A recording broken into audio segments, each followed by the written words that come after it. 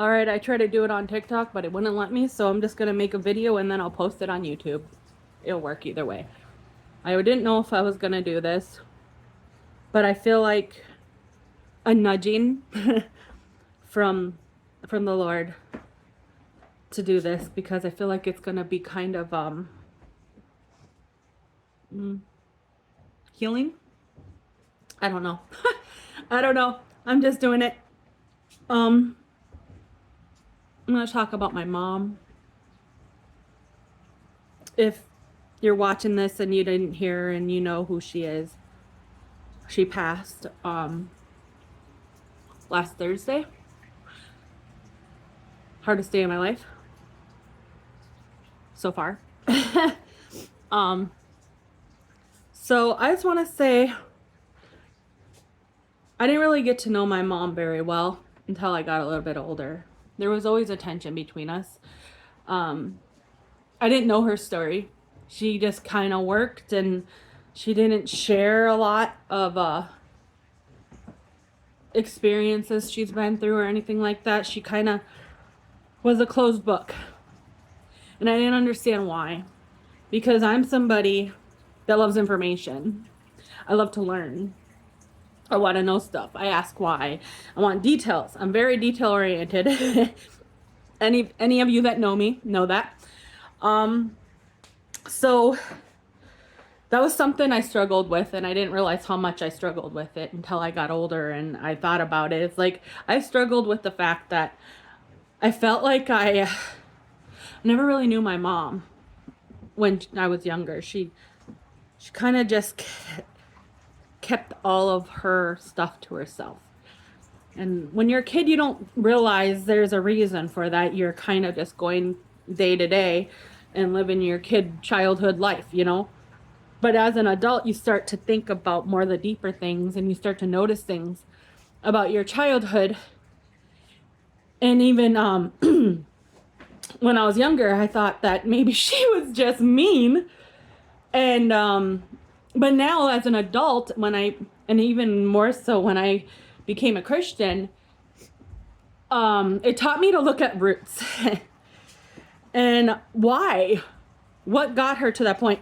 These people that do harmful things to other people, they're not just that way overnight. They didn't get born with that evil wickedness in them.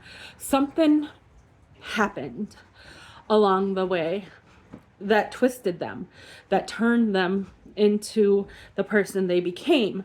And usually it had to do with somebody else causing them pain.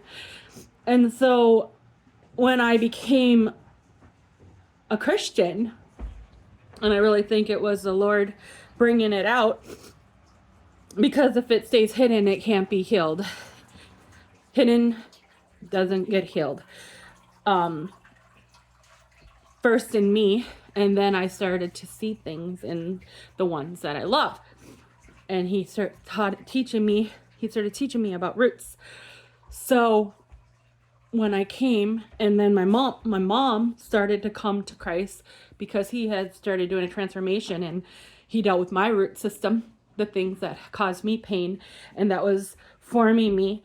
It was like he had to excavate all the stuff that had been grown so that he could plant good things, new things in my soil, things that would bring life and not death, things that would bring friendships and forgiveness.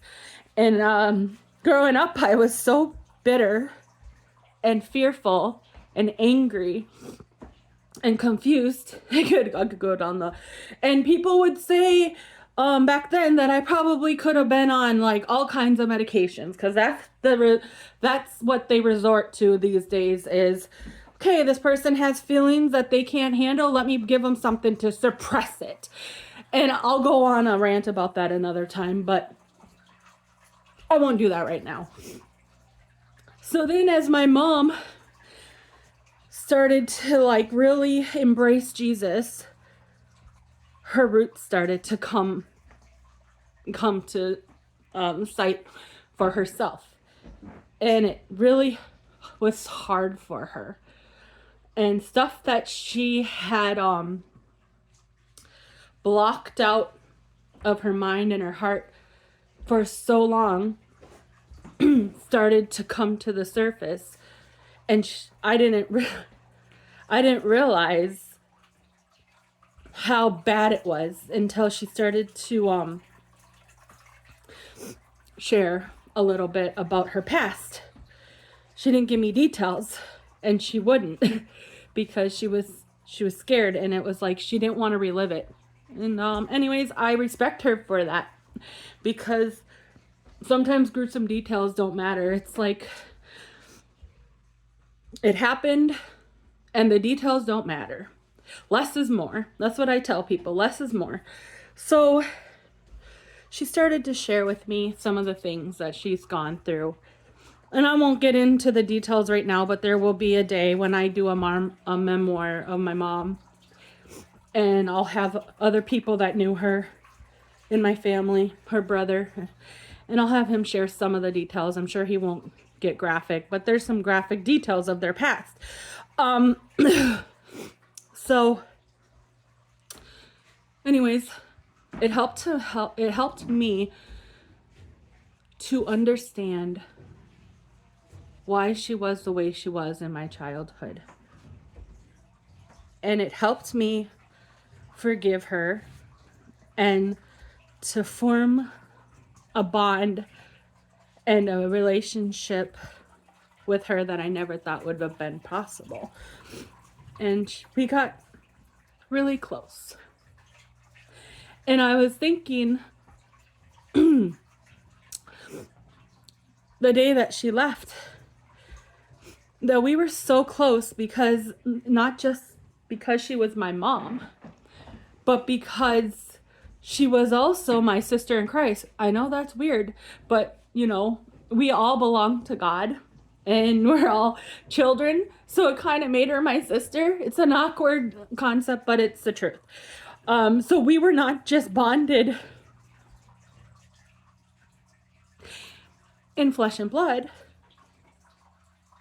but we were bonded in spirit because we served the same Lord and we were connected. She had the Holy Spirit, I had the Holy Spirit, and so that connected us even more. I felt. And that realization hit me is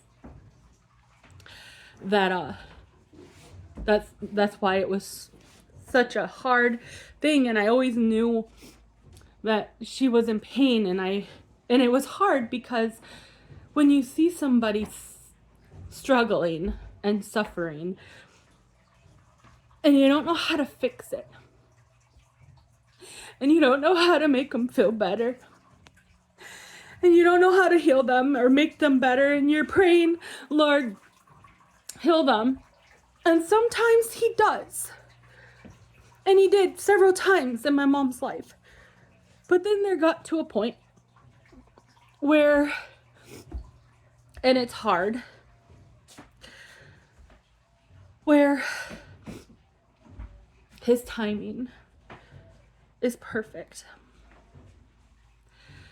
Even though you're never ready as a child of a mother, as a sister, as a brother, as a husband of a woman that meant so much and was so impactful and instrumental in your life. We don't get to choose. We don't get to choose. But there's something the Lord showed me, that she fought. She fought and she waited, and he let her, he let her stay until her biggest fears about anything in this life was us, her kids. And I know that she was afraid, but it also gave her peace to know that all of us were with somebody that would be there to comfort us through the hard time, through the grief that we were going to feel when she left. Oh. So the moral of this story, I just wanted to say that if you're having a hard time with your mom or your dad or anybody, And there's been tension between you from your childhood with somebody, and they treated you a certain way, and you didn't understand. Ask the Lord to show you the roots and to heal you first. First, you need to get your healings so that you can not have anything that's hindering you from seeing the truth. But even though it was difficult, the process, and I'm still going through it because now she's gone. She's gone. But she's not gone. She's still here. Because Christ is here. And we are seated in heaven together because the Lord showed me that he is the vine and we are the branches. And she's one of the branches and I'm one of the branches. So we're still interwoven and connected through Christ. That gives me some peace, some great peace. But at the same time, I miss her. And of course, I'm gonna be beating myself up like I should have did this, I should have did that. And it's like the enemy's gonna try to use it to torment me, and people have to keep on reminding me, especially my amazing husband, that my mom loved me.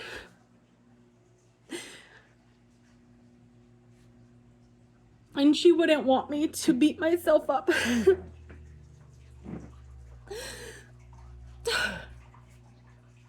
But everything reminds me of her. Even stupid boxes of diapers in Walmart. I tell him, they make me cry. I look like a crazy person. But you know what? That's the other thing. I'm not gonna apologize when I start crying at random things that catch me off guard. A song, an object, a scent. Because that's something that she left behind for me. To remind me that she was here. But she never belonged here. She's where she always belonged. Where we all belong. So even though it's hard to not have her physical presence here and not hear her voice and her sassy talk, I know that my mom, when she was in her physical body, she was in so much pain. And she didn't show it. Not always. She covered the truth, I guess you could say. She did complain about little things, but it was worse than what she let on. And she fought through it for so long. And her legs stopped working well and just everything. Her eyesight, and she was like, I'm becoming like the bionic woman if I get one more thing replaced. She had both of her legs replaced, and she was tired. And she defeated cancer with the Lord's help. She got through that cancer twice, and issues of blood and all these different surgeries, and she went through it, and she was tired. So I don't want to be selfish. So even though it was so hard to let her go, I knew that it was the best thing for her. And now she's in heaven.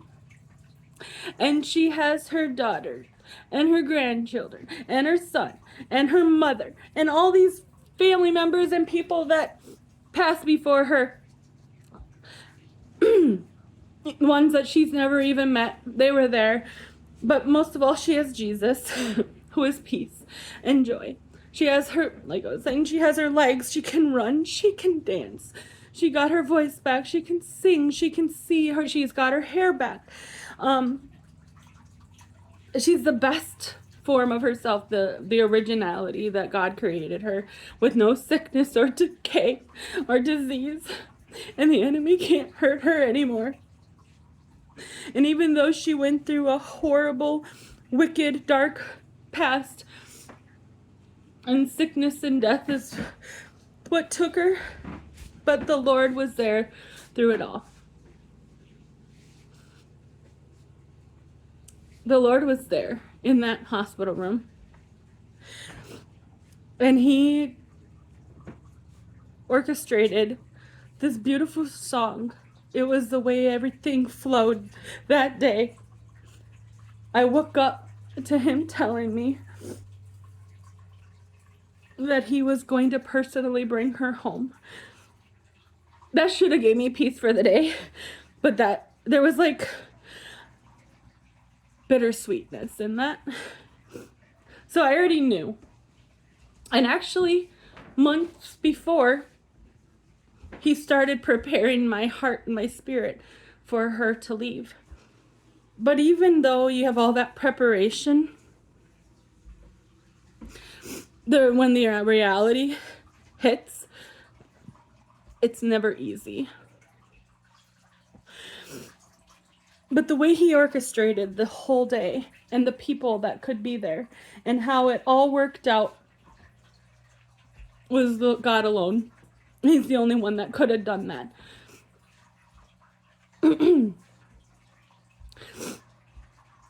And I just pray that my siblings and my family members that were there, that they got to see that. How real God is, how real Jesus is, and how much peace it brings someone that has a relationship with them. And he doesn't stop there. So he still uses that whole experience as an opportunity for things that we've been praying for to come to fruition. Like the Lord is always there. And he's using my mom's death as a, let me just say, a way to bring unity. He did promise me unity. I didn't think it would be in her death. I thought it would have been while she was alive. He promised me unity in my family. And we're all going to be united on her celebration life. It's sad that that's the way that it has to happen. But it's going to happen. Like his promises are true. And it's bringing people back into each other's life that were divided. And so I'm eternally grateful about that. But yeah, this video is getting long. I just had to say something about my mom. And I'll probably post more and more about my mom. It's all about my mom. And I was telling Jesus, I'm like, I'm sorry, Lord. I know that our focus is supposed to be on you first.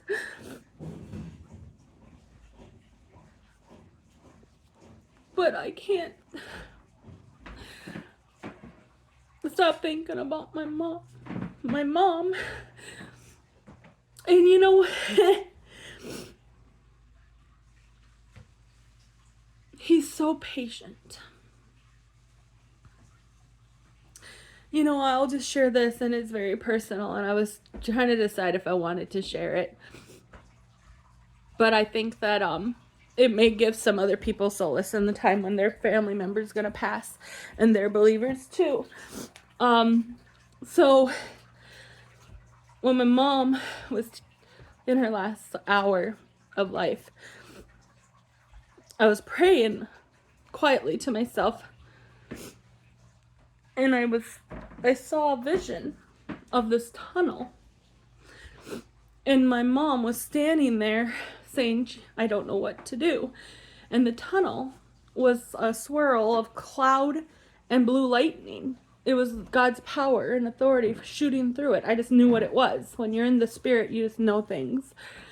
And my mom's like, I don't know what to do. And I could see bright light coming from on the other side of the tunnel. And it was Jesus. He was the bright light. And he was getting closer. And she was panicking. She's like, I don't know what to do. She was like, I don't know what to do. I don't know what to do. And all of us kids were telling her, Mom, we're going to be okay. You can go be with Jesus. But she stood there and refused to leave. And Jesus was there. Finally, he came all the way down the tunnel.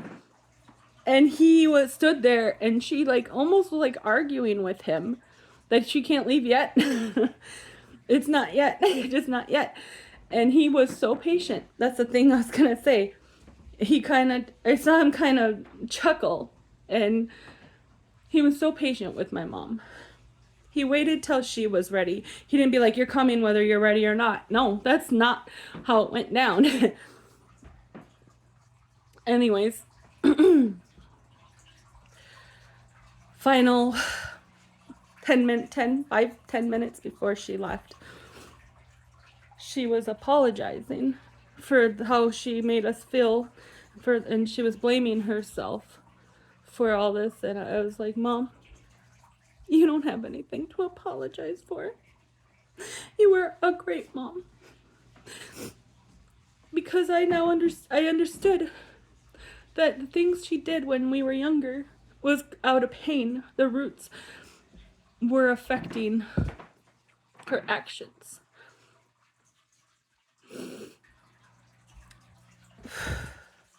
And so I remember he raised me up, or something. I forgot how the song goes, but anyways, it's a Christian song. I heard her say, okay, I'm gonna go now. And so I'm like, okay, I gotta go back in the room, because I had went out of the hospital room because I couldn't bear seeing them take her breathing tube off. Not in her throat, but it was a mask. Anyways, too much detail. And so I thought, okay, I gotta get in that room and say goodbye. And I got in there, I had the song playing, and I looked down, and her chest wasn't moving. And I look at my sister, and she's like, she's gone. And so she left exactly when she said, I'm gonna go now. Oh, and then she said, tell everyone I love them. And she took Jesus' hand and they left. But this is really long, but I want to give you a little detail about how patient Jesus is. I don't want to make it only, I want to glorify Jesus. He knew exactly when my mom was ready. And he created circumstances and brought people into mine and my siblings' lives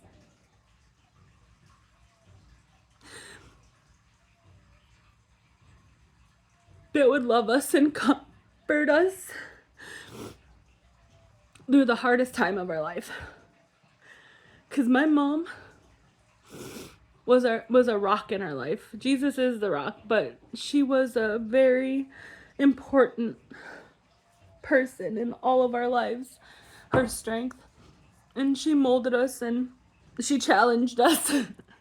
And she softened us, and there were times when she hardened us. Like, she was everything to us. And she was a uniter. When everybody wanted to be divided, she would always try to reunite us and talk through it. And she was so silly. She had the greatest personality. And she was so selfless.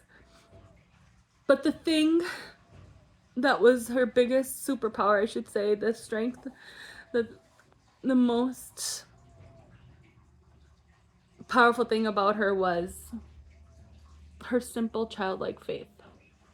She believed for things without question. She would just believe it. Like a child believes and trusts the Lord. As soon as he says it, she believed it. She believed the word. Even the weird stuff that didn't make sense and that would make scientists be like, that's just craziness. She believed it, just like me. I believe it. She just had the simple faith and simple prayers, and she was so pure. Even though impure things happened to her, her heart was pure. And she'll be missed forever. I'm never gonna stop grieving my mom. I'm always gonna miss her. Even though I know where she is, her presence in this world, in this earth, is greatly missed. And I know I speak for others when I say that. And some of them are not even blood. She made an impact on their life because she was so loving and tender and nurturing and accepting. So, anyways, I'll stop at that. We love you, Mom. We're happy that you're in heaven and out of pain, even though we miss you so, so much.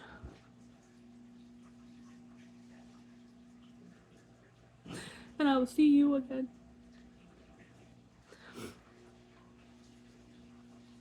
Enjoy your time with the family. And the pets. And your pets. Can't forget them. Alright, guys, I'm going. This has been the most emotional message I've ever had to do. And I know I had to do it. The Lord kept on telling me I needed to express. And this is how I express.